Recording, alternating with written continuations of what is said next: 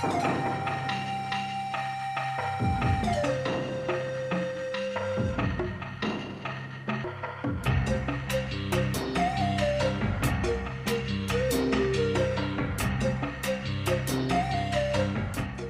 livre blanc répond à une recommandation de la CVJR, puisque dans les recommandations de la CVJR, vous constatez qu'il y a une qui demande à ce que le gouvernement adopte un livre blanc.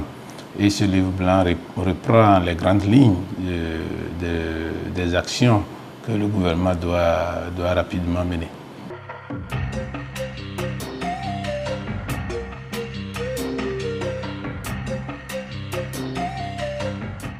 Il fallait d'abord lire les recommandations, les comprendre et les regrouper en thématiques. Et puis, c'est des actions que le gouvernement doit mener. Donc, il fallait réfléchir sur ces actions-là avant de les cataloguer dans le livre blanc. Et je voudrais vous rappeler que lorsque on créait la commission, elle avait une durée de vie, mais vous avez constaté que la commission a fait pratiquement 2 fois le délai qui lui était imparti. Et même la dernière recommandation demande encore que d'autres activités soient poursuivies. Or, ces activités relèvent justement du mandat de la CVJR. Ça vous dit que c'est un travail assez colossal et 14 pages, comme vous le dites, c'est vrai, mais avant de les écrire, il fallait les réfléchir.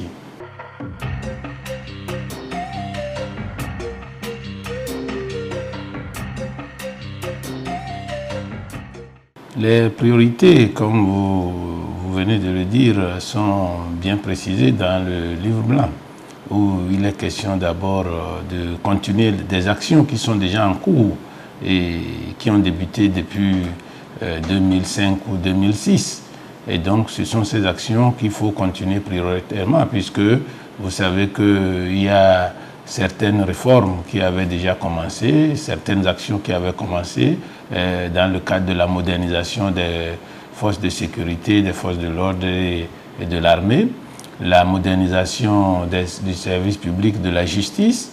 Et vous savez que dans ce cadre-là, il y a eu un nouveau statut des magistrats, une loi organique qui a été adoptée pour le statut des magistrats. Et vous savez que même au niveau de la fonction publique, il y a eu le nouveau statut de la fonction publique. Il y a aujourd'hui la réforme qui concerne la CNDH. Il y a des actions qui ont été menées au niveau de la HAC. Et il y a le texte qui a été adopté sur les manifestations au Togo. Donc, c'est des actions qui ont été menées déjà dans le cadre des réformes.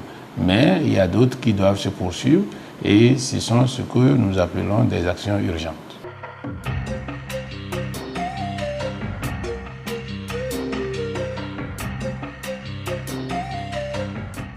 J'y crois fermement puisque les Togolais sont des hommes épris de paix. Et la paix passe par la réconciliation. Si nous gardons les rancœurs et si nous sommes animés d'une idée de vengeance, nous ne pourrons pas vivre en paix. Et donc, moi, je suis convaincu que les Togolais, le Togo est un pays de paix et que les Togolais aiment la paix. Et si vous voyez l'engouement qui est suscité aujourd'hui autour de la mise en œuvre même des recommandations, c'est vrai que chacun travaille en fonction des intérêts qu'il vise. Mais nous pouvons reconnaître qu'aujourd'hui, la très grande majorité des Togolais travaillent pour la paix. Et donc moi, je suis confiant et je suis convaincu que, grâce à Dieu, nous aurons cette réconciliation.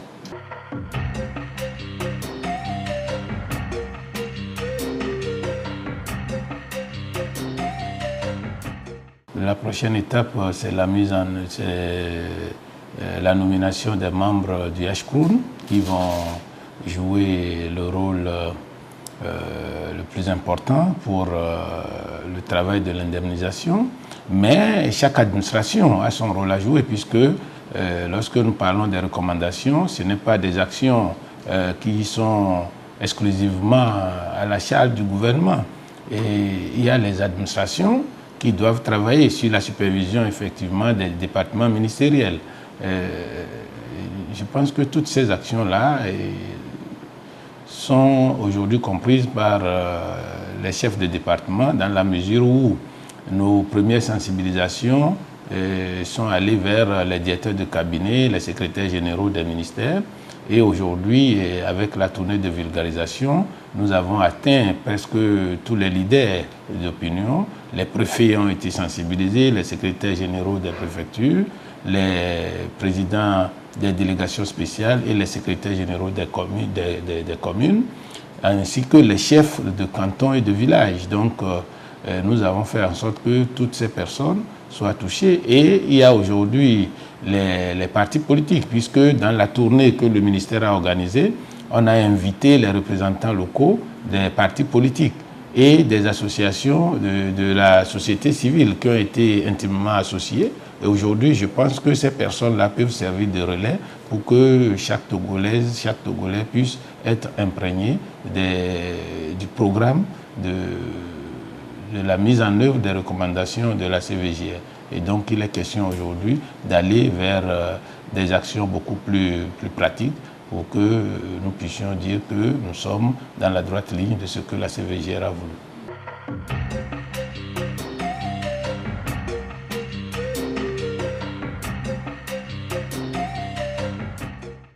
Je pense que nous devons aussi éviter de faire planer chaque fois le spectre de la violence quand on approche les périodes électorales.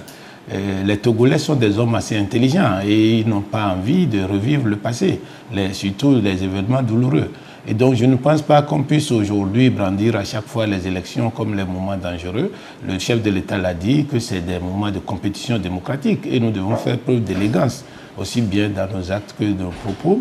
Et moi, j'ai confiance. Parce que lorsqu'on allait aux élections de 2007, je me rappelle à l'époque encore, j'étais président de la Ligue togolaise des droits de l'homme. Et lorsque nous disions qu'à l'époque, que nous avons confiance et que nous sommes sûrs que les élections de 2007 se dérouleront sans violence, les gens nous traitaient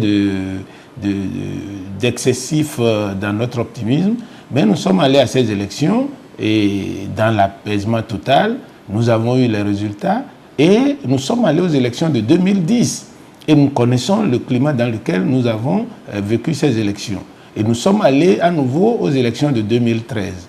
Et aujourd'hui, nous allons vers des élections présidentielles. Je pense que nous devons être optimistes et nous devons mieux faire que par le passé. Si les élections législatives de 2007 se sont déroulées sans violence, les élections présidentielles de 2010 sans violence, les élections législatives de 2013 sans violence, je pense que nous n'avons pas de raison aujourd'hui d'avoir peur pour 2015. Mais nous ne devons pas dormir non plus sur nos lauriers, nous devons rester vigilants, faire en sorte que 2015 soit meilleur que 2013, que 2010. Et je pense que si chaque Togolais prend sur lui de faire en sorte que nous puissions réussir ce processus, nous le réussirons.